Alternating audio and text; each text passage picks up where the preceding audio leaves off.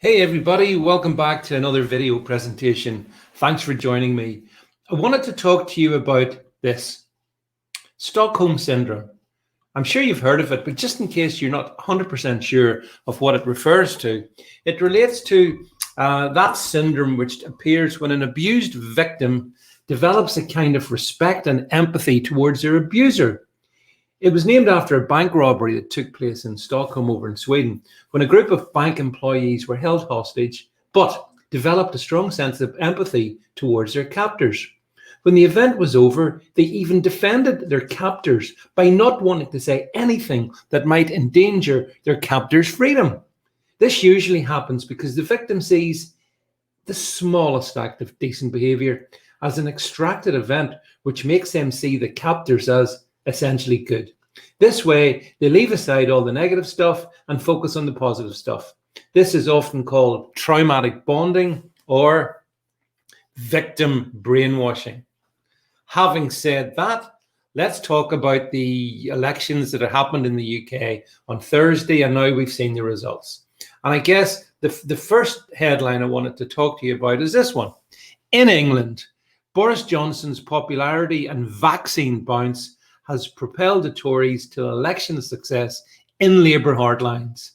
Now, fundamentally, the big result was the Conservative Party taking the hitherto Labour seat in Hartlepool. And that was a significant victory. People in Hartlepool rejecting Labour, going for Boris Johnson. And lo and behold, Boris Johnson went up to Hartlepool yesterday beside this giant inflatable version of himself. Talk about a monstrous ego, folks. There it is, in case you were under any illusions about Boris Johnson, to take the victory lap. Yeah, so the good people of Hartlepool have chosen the Conservatives. And if you look around England, the councils, it's clear that the Conservatives are doing extremely well. The opposition party, the main opposition party, Labour, are doing extremely badly. So the English people embrace their captor. This is the guy who's destroyed the economy, who has caused hundreds of thousands of jobs to hemorrhage, who has taken away people's freedom, who's taken away their liberty, who's been pushing the vaccine into anything that moves. This is Boris Johnson. And this is a guy, by the way, who's taken away their holidays. Except I believe today we'll do a separate video on holidays just for laughs. But anyway, this is the guy that they choose. Why might that be? Well, this is your alternative. This weak, snivelling creature, Keir Starmer, is the leader of the Conservative Party, the Labour Party, and Labour's been rejected. Why might that be? Well, I suppose ultimately all he offers is a slightly weaker version of the authoritarianism that the Johnson regime serves up. So he's for lockdown, but maybe actually a little bit he wanted it a little bit faster, a little bit harder. He wanted that.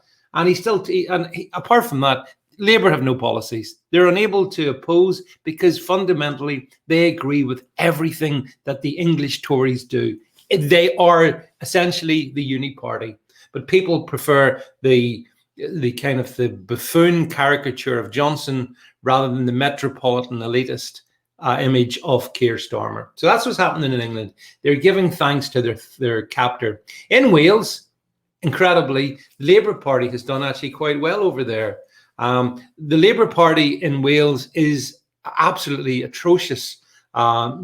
Mediocrity. Socialism, led by the academic socialist Mark Drakeford, miserable sort of political party, and it's done very well in Wales.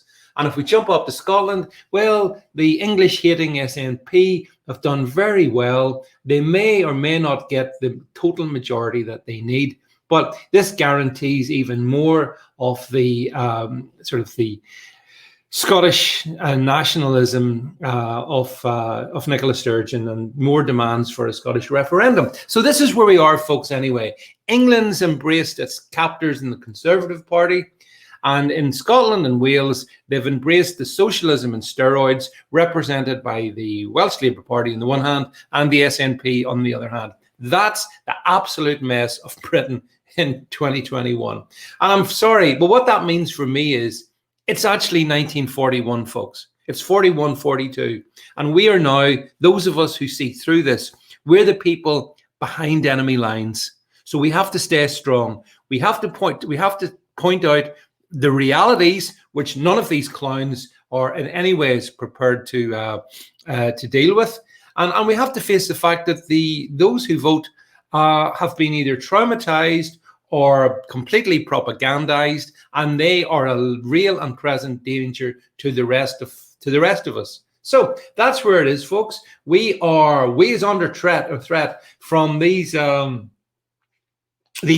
results and what it speaks to the British people. There's no doubt in my mind, by the way, that vaccine passports, for example, will absolutely go through whenever the government pushes them through, because in Scotland and Wales and in Westminster, they want this to happen, and I fully now see that the electorate will absolutely go with it, folks. So I'm afraid it is 41. We're deep in enemy country, but we've got to stay strong. Thanks for listening, by the way. Do make sure that you drop a comment below. Let me know what you think about the outcome of these UK elections, and hopefully we can find a way to stay strong together. Anyway, thank you very much for listening. Catch up with you real soon.